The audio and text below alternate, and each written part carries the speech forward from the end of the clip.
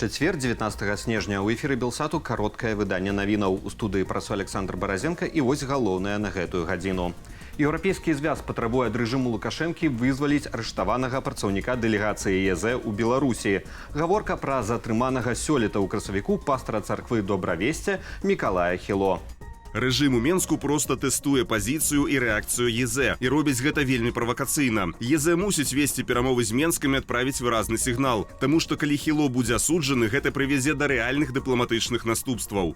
Раней наконт працы Мікалая Хіло ў структурах еўрапейскага звязу не паведамлялася. Прапаведніка евангелійскай царквы Добравесця вінавацяць паводле двух артыкулаў за нібыта распальванне варожасці і заклік да санкцыяў. Працэс супраць Мікалая Хіло распачнецца 23 снежня ў будынку Менскага гарадскога суда пад кіраўніцтвам Алены Ананіч. Са словаў еўрапейскіх палітыкаў, крокам у адказ на працэс над Хіло можа стаць адкліканне з Менску дыпламатаў краінаў Еўразвязу.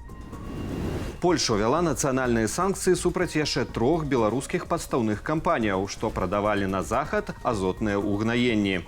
У спіс трапілі фірмы «Тэхнаспецтрейдинг» і «Тэхнаспецтрейдинг Экспорт», зарэгістраваныя ў Менску, і LLC World Hemp Trading з рэгістрацыяй у Дубаі. Гэтыя кампаніі пастаўлялі ў Польшу мачавіну і яе сумесі. Прадукцыю, вырабляную ў Беларусі, выключна прадпрыемствам горадня Азот, якое даўно застаецца пад санкцыямі. Польша рэгулярна дапаўняе свой санкцыйны спіс кампаніямі, што як пасярэднікі спрыяюць абыходу санкцыяў супраць горадня Азоту. Да таго ж краіна разам з Літвою, Латвіяй і Эстоніяй выступае за ўвядзенне ў еўразвязе 30-40% мытаў на угнаенні з Беларусі і Расіі. У сталіцы трапіў у аварыю аўтамабіль хуткай дапамогі. Аўтамедыкаў не прапусцілі на скрыжаванні.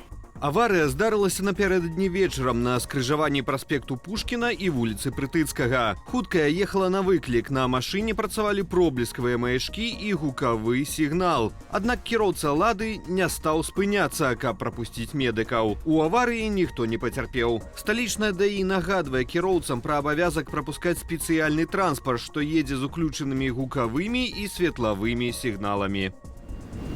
Каб увесь час быць у курсе падзеяў, чытайце Белсат у Тэлеграм. У левым верхнім куце экрану вы бачыце QR-код. Навядзіце на яго камеру вашага смартфона. Ды падпісвайцеся на Тэлеграм Белсату, калі для вас гэта бяспечна. Расійскі кіраўнік Владзімір Пуцін праводзіць сёння прамую лінію і вялікую прэсавую канферэнцыю. У самым пачатку мерапрыемства, згадваючы так званую СВА, Пуцін зазначыў, што расійскаму грамадству было сумна без даслоўна движухи. Знаете, когда у нас все спокойно, размеренно, стабильно, нам скучно. Застой. Хочется движухи. Как только начинается движуха, все свистит у виска. И секунды, и пули. К сожалению, и пули сейчас свистят. Так нам страшно. Ужас, ужас. Ну, ужас. Но не ужас, ужас, ужас. Масаваную паветраную атаку зазнала ўначы Растоўская вобласць Расіі. Пад ударам беспілотнікаў і ракетаў апынулася паліўная інфраструктура краіны-агрэсара. Попали по заводу. У выніку удару загарэўся Новошахтинскі нафтаперапрацоўчы завод, найбуйнейшае такое прадпрыемства на поўдні Расіі. Здатнае перапрацоўваць да 7,5 мільёна тоннаў нафты за год. Гэта ўжо 4-ты удар па Новошахтинскім НПЗ за час поўнамаштабнага расійскага ўварвання ва ўкраіну. І 3-ці сёлета. Апошні быў у чэрвені. Паводле інфармацыі украінскіх маніторынгавых праектаў, яшчэ адною цэлю удару сталася вытворчая пляцоўка прадпрыемства «Камбінат Каменскі» у Каменск-Шахтинскім. Камбінат вырабляе паліва для ракетаў і з 2020 года працуе з 12-гадзіннымі зменамі. Мінабароны Расіі сцвярджаюць, што ў ноч на чацвер над 7 расійскімі рэгіёнамі былі збітыя 84 украінскія беспілотнікі. Тым часам расійскія войскі ўначы атакавалі Крывы Рог. У выніку удару ніхто не пацярпеў, пашкоджаныя жылыя дамы, больніца ды іншыя аб'екты інфраструктуры. Таксама напярэдадні ўвечары артылерыйскі удар зазнаў Харкаў.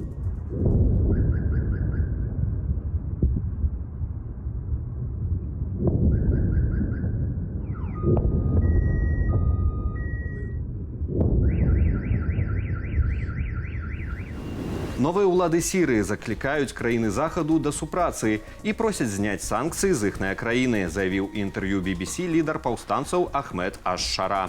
Кіраўнік групоўкі Хаят Тахрир Аш-Шам, чыя сілы нядаўна зрынулі рэжым Башара Асада, заявіў, што краіна зняможаная вайной і не стварае небяспекі ні для суседзяў, ні для захаду. Аш-Шара кажа, што санкцыі толькі пагаршаюць пакуты мірных грамадзянаў. Таксама ён заявіў, што групоўку Хаят Тахрир Аш-Шам неабходна выключыць са спісу тэрарыстычных арганізацыяў, нягледзячы на ранейшыя сувязі з Аль-Каідай. Таксама Аш-Шара паведаміў, што ў краіне будзе распрацаваная новая канстытуцыя, у якой могуць быць улічаныя ліберальныя змены, а Сірыя мае стаць прававою дзяржаваю.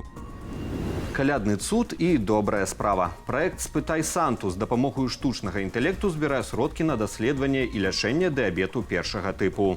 За $5 ўнёсак на карысць арганізацыі Break-Tro T1D малыя могуць сам-насам паразмаўляць з сапраўдным Санта-Клаусам. Тэхналогія праекту «Спытай Санту» спалучае інструменты штучнага інтэлекту з гадзінамі раней знятага відэа. На адрозненне ад, напрыклад, чату GPT, Санта не можа даваць выпадковых адказаў. Сярод дзяцей, якія карыстаюцца праграмай, і 10гадовы Джуд, таксама хворы на дыябет першага тыпу. Санта, колькі ў цябе аленяў?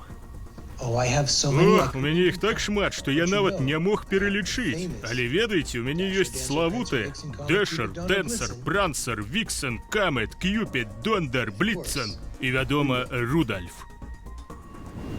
У мяне на гэтым усё. Падрабязней пра галоўныя падзеі дня з каментарамі і аналітыкаю распавядуць мае калегі ў вечаровым інфармацыйным эфіры Белсату. Я ж на гэтым з вамі развітваюся. Калі вы глядзіце нас на Ютубе, заклікаю ставіць лайкі, каментаваць і дзяліцца нашым выданнем, каб яго пабачыла як мага болей гледашоў. Але не забывайцеся на ўласную лічбавую бяспеку. Беражыце сябе і заставайцеся з Белсатам.